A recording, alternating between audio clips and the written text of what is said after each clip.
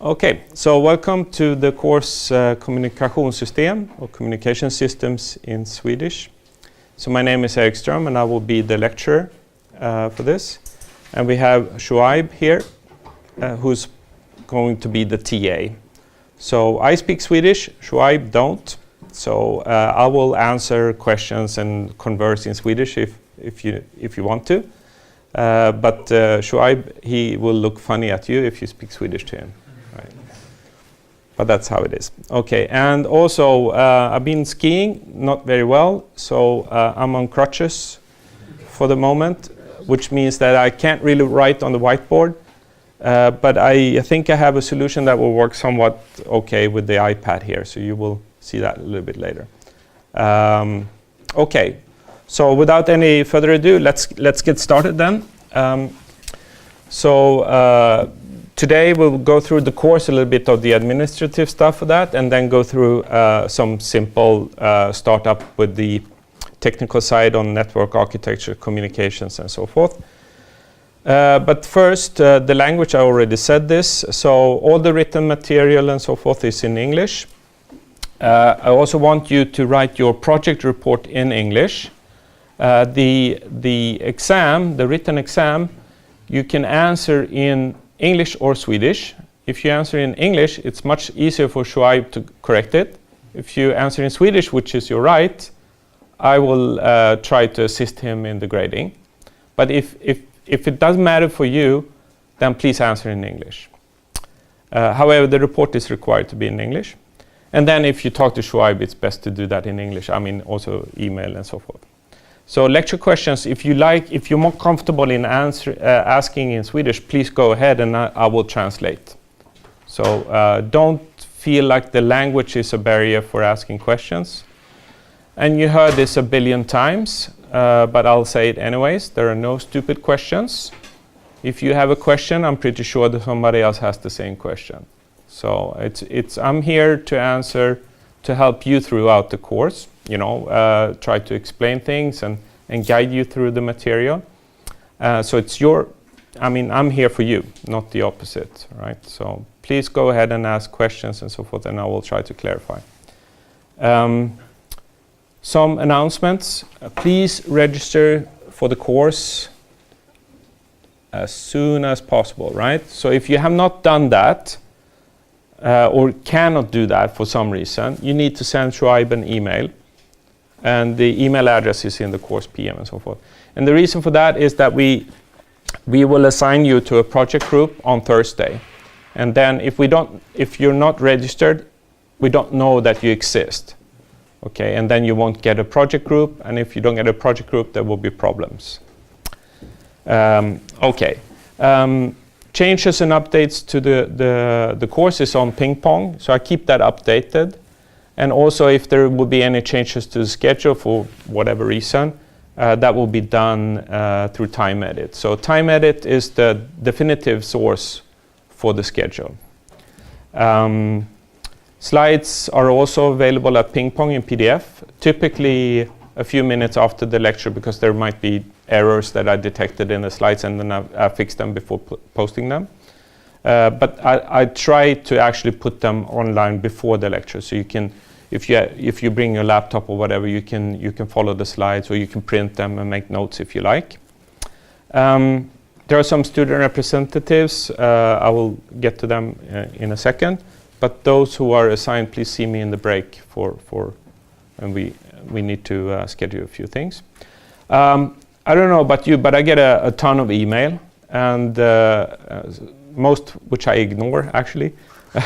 No, it's not that bad. But if you want my attention, and if it's and also to facilitate for me finding emails which are related to the course, please put in the SSY 305 in the email header. It makes life a little bit easier.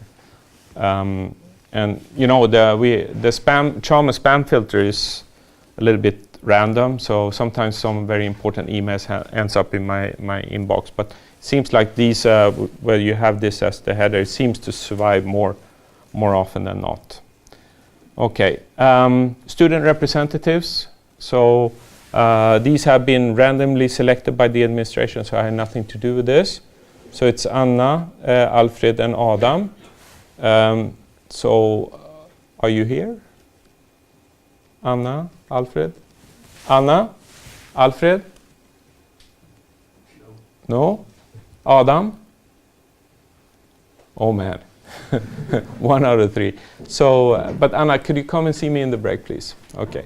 So the student representatives are for your, I mean, I'm a nice guy. Okay, so if you have any problems with the course and so forth, come and see me, and we'll see what we can do about that. But if you're a little bit hesitant about doing that, you can always funnel suggestions, criticism, and so forth through Anna, and Anna can tell me, and I will be nice to her. I can promise you that, or the other student representatives.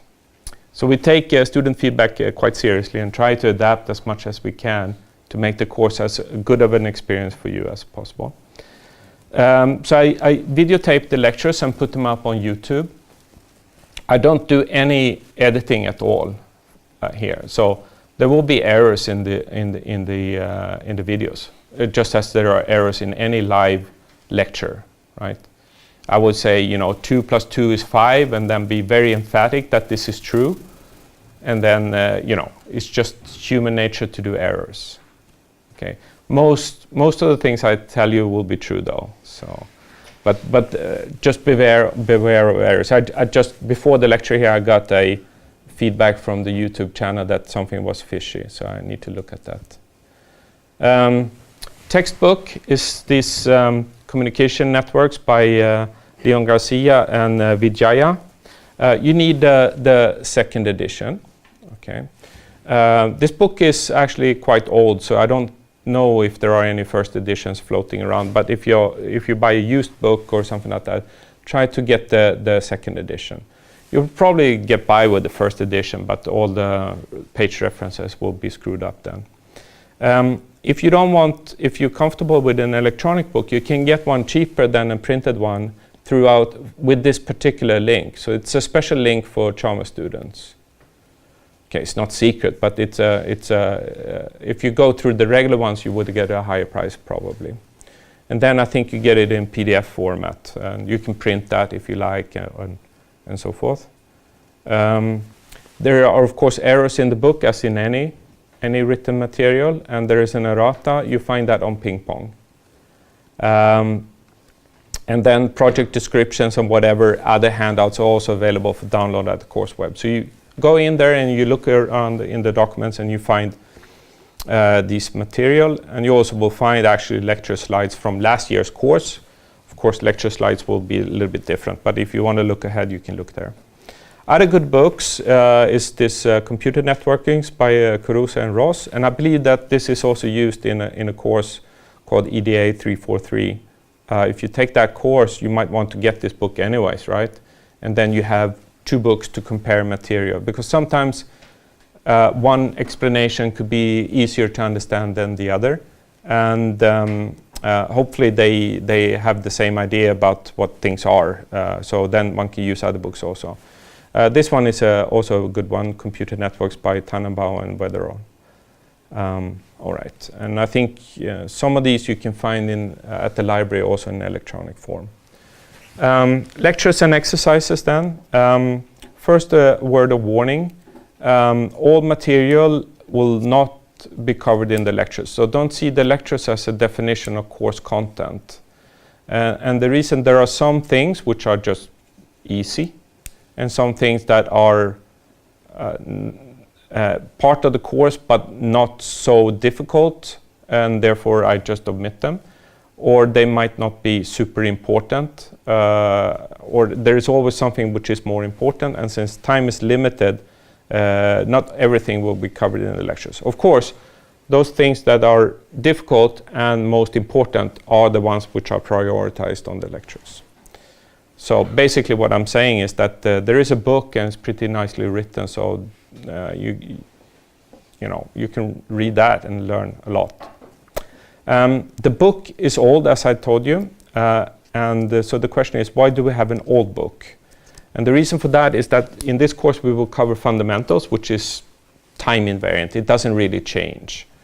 However, many of the technologies which are mentioned in the book are obsolete or have evolved since then. So, for instance, they talk about Napster and things like that. And Napster was a big thing, now a much smaller thing, right? And things which are big now, Instagram and things like that, were perhaps not invented at that time when the book was written. So please don't use the book as an explanation of state-of-the-art in technology, because it's not. I mean, applications and so forth.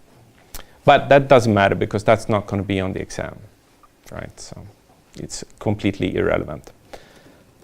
That was a joke, by the way. Reading instructions and so forth, you look at the week plan and you find page references to the book. So flip that through before the lecture, and the lecture will be easier to understand. Exercises are run in maybe a slightly different format than you're used to. I'm not sure. It depends on which program you have followed and so forth. But basically, the exercises are there for you to work, which means it's not going to be a demo exercise in the sense that Shoaib will stand there and solve problems for you in half light speed, and you copy it down the best you can, because that's the poor way of using time together with Shoaib to learn. Okay, so Shoaib will maybe introduce, maybe solve half a problem, and then it's up to you to solve problems. So it's going to be frustrating. You will make slow progress. You will make a bunch of errors and so forth, and that's great, because that's how you learn, right? So Shoaib is there to answer questions and guide you in the right direction when you explore the material. So please give this format a chance if you haven't done it before. I know it's good for you, and I know it's frustrating, but at the end of the day, you will be happy if you've done it. It's like going to the gym, right? It's not so nice before, but it's nice feeling afterwards. Well, it could be nice feeling before also, but anyways, you understand what I mean. So give it a chance, but it's up to you, of course. Projects is an important part of the course. So I need you to register immediately if you have not done that. If you cannot register for some reason, send Shoaib an email so he knows that you exist. You will be assigned to a group, and this will be announced by Thursday. And so you cannot actually choose your friends to be in your group. And the question is, why do we do this? And the reason for this is that the learning is actually better by doing this. And again, students like it after the course, but not necessarily before the course. So, but I've done this many, many years, and the outcome is always positive. In a few years, you will be working in a company, and there is no way you can choose who you work with there, right? So sooner or later, not working with friends anymore, right? So you might as well get started here. Well, you can make new friends, right? So projects will be carried out in groups of 3 students, not 2, not 4. Of course, there might be 1 or 2 groups that is either 2 or 4, depending on how it rounds off at the end. But we find 3 as a good compromise between learning and work, right? So it's quite possible to do the group with 2 people. That's no problem really. But 3 seems to be actually better than 2. And 4 are just simply too many in a group. So Shoaib will send you your groups on Thursday, and then call to a meeting next week where you can meet your group mates if you haven't met them before, and then also get started on a project and so forth. So there is a kickoff meeting next week. Project descriptions, we are putting the final touches to it, but it will be on ping pong by the end of this week. For consultation on the project, because you will probably have questions, then you can always go and see Shoaib. And he has office hours where he definitely will be in the office between 3 and 5 on Thursdays. If you need to meet him some other time, the best thing is to make an appointment by sending him an email, and then you find a slot which works for you. If you just walk there, there's no guarantee that he A is in the office or B has time to talk to you right now. So I mean, Shoaib has many other things to do also, so we need to somehow respect this. So please do this if you can. Then for the third, this is for a project topic that's actually valid only for the third part of the project. and this will be done later. So you don't have to worry about this right now. You don't have to do anything right now. And I will get back to that later on. And then rules, you know the regular rules, right? So it's group work, which means that you cooperate inside the group, but you don't cooperate outside the group. Okay, so don't share solutions between the groups. Of course, one can answer questions like, is there a typo here? Yes, no, or how, general questions like that. But please try to keep the work inside the group. And the reason for this is for you to learn, right? Nothing else. I'm just interested in your learning. And sharing solutions to another group is actually stealing their learning experience, right? Because they're not forced to discover this by themselves. And then, of course, you don't copy stuff from the internet, neither source code or text, right? So as a general thing, we just feed all the project reports through Urkund, and if they come back flagged as being plagiarized, you might fail the project. Okay. Project reports, there is a report, but there is also an oral presentation for the third part. I will talk more about the third part later in the course, so you don't have to worry about it right now. Guidelines and deadlines and so forth are in the course PM. And deadlines in this course, different courses have different types of deadlines, soft or hard. In this course is hard. So you have to submit your report by the deadline. If it's after the deadline, it's not submitted and we won't grade it. Okay, so we will treat deadlines as hard. That's no problem, I'm sure, because if you know it's hard, you're going to make sure that you submit it before the deadline. And just don't wait 2 minutes before the deadline, right? It could be some network outage happens, and then you lose the opportunity to send in the report. So nothing prevents you from submitting the report the day before, right? Okay. Submit by ping pong, plagiarism by Urkund. Deadlines are strict. And then, you know this, everybody knows this. How about teamwork, right? If you have a project that you are 3 people to work, are all 3 people going to work equally? No. I know this, you know this, right? But please try to contribute as much as you can to the project, right? All 3 of you. Because it's for your learning, right? So please contribute to the project, and then we will ask you actually in the report to specify who's done what, right? And I would like that to be truthful, right? So that's applying a little bit pressure to those who like to coast along in project groups for whatever reason. Anyways, I'm sure it's going to be okay. There is a maximum score for the project, 48 points. We look at the written report, both technical and language. There will be an oral exam in conjunction with the report, with the project. I'll talk more about that later on. That's 12 points. And then there is this oral presentation is 12 points. Okay, so 17 plus 17 plus 12 is 48 points. Okay, so it's quite a lot actually for the course. As we will see later on, the course can award you 100 points. So this is close to half the course is in the project. So please put some effort into that. Report and oral presentations are shared equally among the group members. But the oral exam score is individual.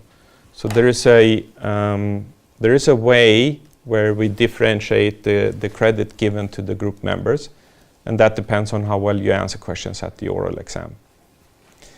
One could fail the project. It happens very rarely, but it happens because students tend to do a good job in this course. And one can fail if the report score is less than 7 points, if the individual oral score is less than 7 points, or if the presentation score is less than 6 points. Okay. As long as you prepared and do work don't worry about this, you will pass, no problem, right? But these are the rules, and the project needs to be approved to pass the course. There will be quizzes, 6 quizzes for this course. So they will be given at the first exercise session starting next week and running through week 7. See the week plan in ping pong if you would like to know exactly when. So the quiz is closed book and covers the material which is covered in the course up to the quiz, but with the emphasis on what we talked about last week. So next week's quiz will be on the material this week. The quiz on week 3 will be on the first 2 weeks, but on the emphasis of the second week and so forth, right? Multiple choice questions, 4 of them, and they should be answered in 10 minutes. It's plenty of time typically. Correct answer gives a quarter point, and incorrect one gives 0 points, so no deduction for wrong answers. So a maximum quiz score is 1, 6 for the course. So this is not a whole lot in terms of points towards your grade, but it's an excellent way to gauge your own understanding of the course at that point. So if you have 0 points on a quiz, that should be a warning sign, which means that you need to put in a little bit more effort. If you score maximum, that means you're in pretty good shape. Right. More about this later on. Exam, there will be a written exam. As you know now, the most important thing, mandatory sign up for the exams, just as you've been through the fall, I'm sure. So don't miss out on that. The exams are I'm trying to construct the exams to warrant or to appreciate understanding rather than memorization, which means that you should understand rather than know terminology. Of course, one needs to know a little bit of terminology in order to figure out what the questions are about, but I'm not going to ask you how many bits there are in an IP header, right? I'm not going to ask that, but I will ask you what are the content of an IP header. Could be like, okay, their addresses and so forth, right? So more concepts than pure memorization. You can bring to the exam Chalmers approved calculator. Do you guys have that? Yeah, good. What kind of calculators? I don't recall. There is a list somewhere, but it's the simplest possible calculators you can think about. We might have a few of them laying around at the department if you really don't have one. But on the other hand, it's like a 200 krona investment or something like that. You can bring your tables of contents, mathematics handbook, so you don't have to memorize trigonometric formulas, whatever. That might be needed sometime. And you can also bring one A4 sheet, and you can write on all sides of it. So back and forth, you can write on the other 4 sides if you like. It will be hard, but you can do that. You have to write this by hand. Okay, so no photocopying of the book now into microscopic text, right, on this A4 sheet. That's not the intention. And the intention is that you write it yourself. So why is the rule that you have to write it yourself? Well, again, because if you do, that's an excellent way to learn. Right? You summarize the most important things for you in the course, and that's one way to, learn this. And then, a good tactic could be write down this A4 and don't bring it to the exam because you already know it. But you should bring it, right? And you can put down anything you like, all the exam problems, your favorite poems, whatever, right? We're not going to check that. So. Then on the exam you can get 48 points. You need 20 points to pass the course, pass the exam. And then everything at the end is collected, your project scores, your quiz scores, and your exam scores. And we add them together, and that's going to be a number which is at most 100. And here is the mapping between numbers and grades. So it's less than 39 is fail, and then 40 to 69 is 3, and then for 70 to 79 is 4, and about 80 is 5. Now, this is actually new this year, okay? And you might want to ask if the requirements has gone up or gone down. So what is your guess?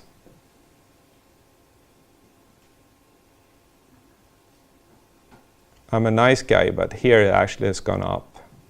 Okay, and the reason for that is that the last 2 years there's been no 3s awarded in the course whatsoever.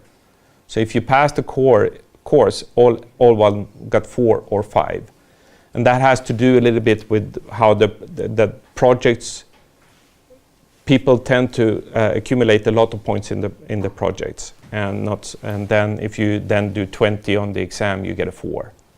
So that was not really reasonable in my mind. So to differentiate those who have done a little bit of an extra effort and therefore should have a 4, I moved from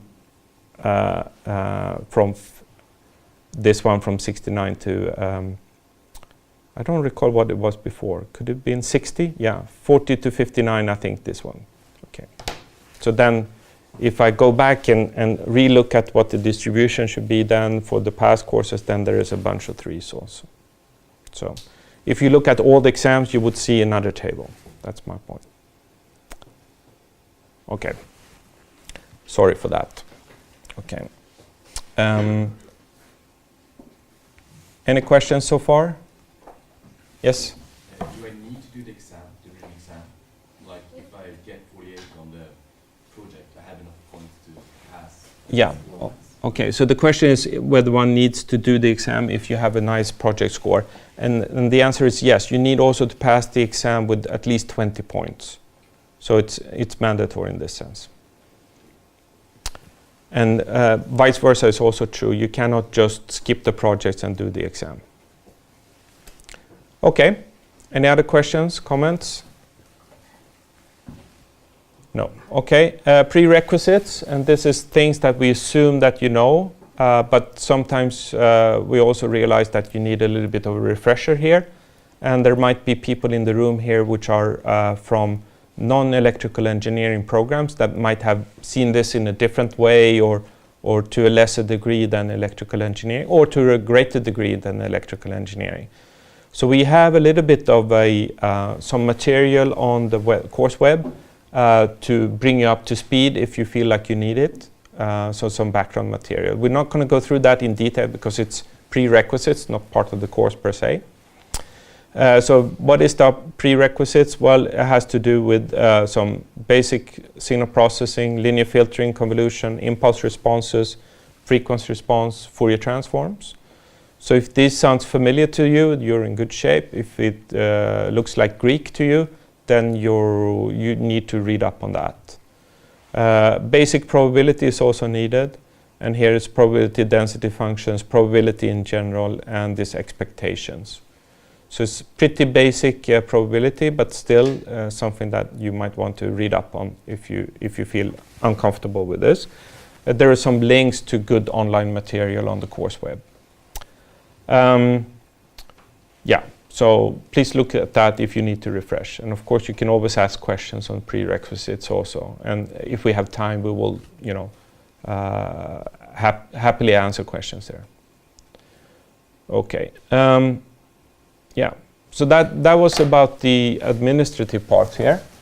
Any questions?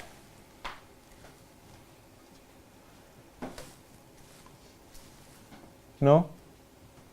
So shall we continue then to the more technical part here? Yeah, okay. So what is this course about? Well, the aim is to give a broad introduction and also a solid foundation.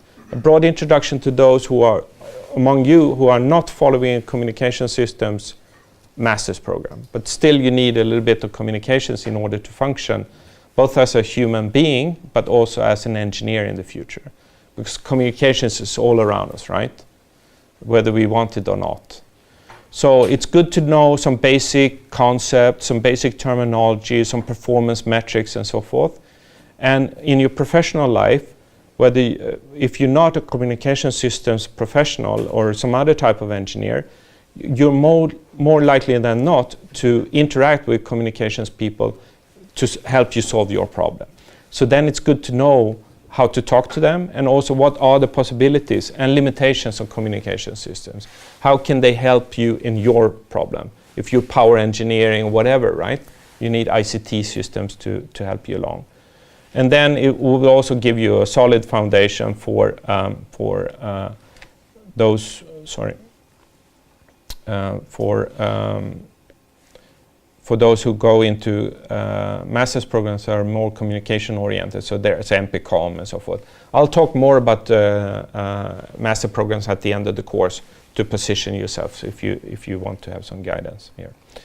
Okay, but communications is the C in ICT. How many heard about ICT as an acronym? Yeah, so it stands for Information and Communication Technologies. So it's basically the networked society, right? The internet, both the professional one and the what should we say, the commercial one, the private ones, the industrial ones, the more consumer oriented. So these are ICT systems. It could be anything from databases to whatever, right? So C here is this, communications is the C in ICT. What can we use this for? Well, one application is the smart grid, and we will have a guest lecture on this. So the smart grid is about generating, transferring, and using electrical power in the most efficient way. Okay, so why do we need smart grid? Why don't we have a stupid grid? Anyone?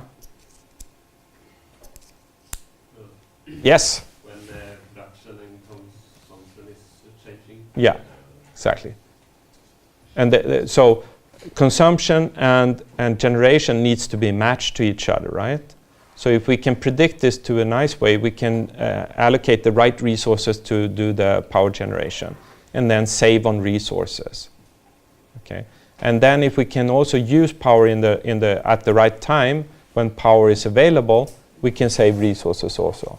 So basically, smartness in the grid is not just a nice thing to have, it's really, really needed, because as you know, energy is limited, and we are using now today in the industrial world way too much energy per person, so this will not scale.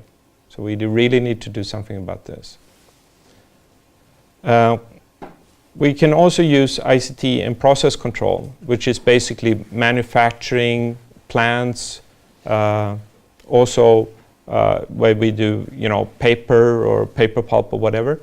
And here also we do process control, and if we can do that smarter, we can save on resources, both raw materials, energy, and better and more consistent products. Okay. Traffic safety is something that is warm to my heart because I do some research on this. And when cars and vehicles are driving, by the way, do you know how many people are killed in traffic accidents every year? In the world. Or order of magnitude is fine. Is it 1,000, 10,000, 100,000, 1 million, 10 million, 100 million?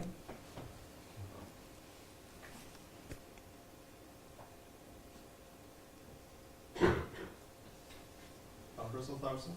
Hundreds of thousands. It's pretty accurate. It's actually pretty low. It's a little bit low. It's 1.3 million every year. Traffic accidents, and that's including pedestrians that get run over and so forth, right? So this is a huge problem. 1.3 million every year, a continuous tick. Bang, bang, bang, bang, right? So can we do something about it? Of course we can. We can do many things. We can have better roads, we can have better driver education, we can stop, drink, and drive. Many things can be done, but at the end of the day, humans are prone to errors because that's in our nature. So we will make errors. So then we can make systems that can drive for us in a safer way. So this is a big thing now. So you heard about autonomous cars, self-driving cars, and so forth. And to do this really, really efficiently, cars and vehicles needs to communicate information to each other. Basically to share information about what they're doing in order to drive safe and efficiently. We can also save on fuel consumption, reduce exhaust emissions and so forth. So this is a really nice thing. And then a fourth thing here is e-health, and that's basically to make the healthcare system more intelligent. And the reason for doing this is that we're getting an older and older population, which is nice, right? We are getting older and older. However, we also fewer younger people that should sustain this, right? So no particular pressure on you guys, but you're paying my pension. And not only mine, but everybody else's who's my age. So, and if you look at the demographics here, you see that at the end, I mean, in the prediction, it's going to be a funnel like this if you have young ages here and older ages here. So you're going to have a bunch of old people that you need to sustain. And then we would like to do this in an efficient way, of course. And one way to do that is to introduce smartness into the healthcare system. Also, this means that we can perhaps live at home and be treated in our homes more than in the hospitals, which is nicer from many perspectives, from the comfort of living, and also if you want to catch an infection, the best place to do that is to go to a hospital, right? Because there is a bunch of infections there. So hospitals are not really nice places to be if you're sick, right? So we will have a guest lecture on this also. So these are places where communications are used. But of course, we should not forget the mobile internet, which is, you know, what we use on a daily basis also.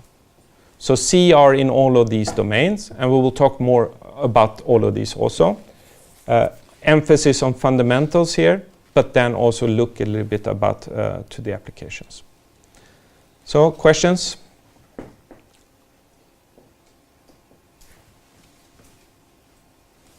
Okay, so let's continue then. So what is communications? So here we see three cars, and we can think of those as three communication nodes. And the first car here, this one here, wants to communicate with this one. So there is a logical flow of information that goes from this car to this car. So that's the green arrow here. But it might be that there is not a direct connection between these two cars, but rather they need to go through an intermediate node here. So we have here a simple network consisting of three network nodes that are collaborating in order to enable this virtual communication from the left-hand car to the right-hand car. So the physical way information is moved is through in this direction. It goes down through a number of protocol layers, which are all hosted at a small computer, or a large computer, some type of computer or specialized hardware, which is resident in this node. And then it's transmitted over some physical channel. It could be a radio channel or cable. If it's two cars, it's typically not a cable, right? But anyways, a radio channel. And then it goes to this intermediate node, and then it propagates up the protocol layers here. And at this particular layer, this node figures out, okay, this information was not to me, it was destined to somebody else. And then it's sent down again for transmission to the next hop. And then it's transmission over the next hop. It goes out through the protocol layers. And then the network layer here realizes, okay, so this was actually to me. And then it goes up to the user of this information. So information flows up and down in protocol stacks like this, and then jumps between nodes until it reaches its destination. So we will talk about all of these things to a larger or lesser degree. We will actually concentrate our efforts on the lower layers. Then there are courses at Chalmers where there is concentration on the higher layers like this. So if one should do a rough division here, one would say electrical engineering is down here and computer engineering is up here. Okay. Of course, the border is fuzzy, but that's if you want to get a mental picture of what's going on, that's what they do. Okay, so if we want to look at the course here, we are now in the first study week, and then at study week 8 we're done.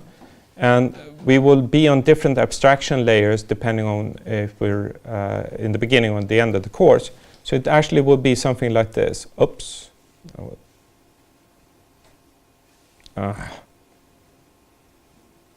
Let's do this one more. 1, 2, and 3. Yay! So we will start with a high abstraction level now, talk about, fuzzy things, and then we go down and do a little bit of hardcore electrical engineering, and then go up into the fluffy computer science engineering domain up here at the end, right? To collect it. I'm an electrical engineer. I don't have any particular animosity against computer engineering, but here's the fun part.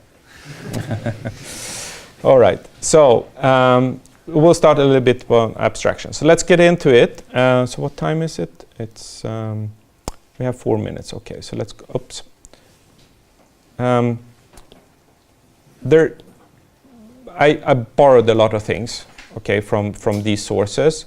So you can probably not take my my slides and then make a book out of them. It will probably violate somebody's copyright. I'm not such a stickler for that, but maybe some publisher would be unhappy. Anyways, so let's go to technology. So let's spend a few minutes before the break on this. So we all use computer networks on a daily basis, I would say, right? As soon as you open your phone, you're attached to a communications network. And a communication networks can be cut up in many different classifications and so forth, in functional parts, or this belongs to that and this belongs to that. One way to do that is to talk about services, applications, and architecture. Okay, so what is a service? Service, or tjänst in Swedish, is some type of basic ability to transfer information with some quality that is offered to a user. Okay. So, for instance, one could have the ability to transmit information either reliable or unreliable. Okay. And of course, reliable is better than unreliable. But so why should we ever care about unreliable transmission of information? Any guess? Quicker? True? Cheaper? True? Simpler? True. Right? So sometimes it's overkill to be very reliable. And it's better to be quicker and cheaper. Right? So that's why we sometimes are content with unreliable delivery of information. Of course, if we want to control a nuclear power plant, we probably want that to be reliable, right? But if you want to update your Facebook profile, yeah, maybe you can fail and you can do it again, right? It really doesn't matter that much, potentially at least. Okay, and then there could be other qualities in this service. There is a bunch of them, and I will not mention all of them here. But one thing is that the service could be that we can be stream-based, meaning that we transmit a continuous stream of bytes with no particular end to it. So TCP, if you know this, is a stream-based protocol for this. Or it could be block-based, where you basically just want to transmit a fixed number of bytes. So, for instance, when you send a tweet or a message, it's 140 characters, right? At the basic level, at least. So sending a tweet is a block-based communication service. But if you send, say, a live video stream, then you don't know beforehand how many bytes you want to send. And that's a stream-based service. So services comes in many shapes and forms, and we'll talk quite extensively about that as we go along in the course. Applications, what are those? Those are those pieces of software that use services to provide some functionality to users. And with users, I mean the end user of the communication now. And the end user could be a human, for instance, when you text, or when you do internet browsing or so forth, or when you talk with your friends on Skype or over cellular, then there are humans at both ends, right? But it could also be machines that just wants to exchange information for some reason, right? But those are the endpoints. When we talk about machines as users, we mean the machines that are on the endpoint of the communication. So for instance, these two cars, for instance, they could be the users of the information. So these applications could be like email, web browsing, or telephone services, or machine type of services also. And architectures, what are that? What is that? Well, it's basically a specification on how the network is configured and how it's built. And we will see more about that a little bit later. But I think now it's a good time to take a break. So let's take a 15 minute and yeah.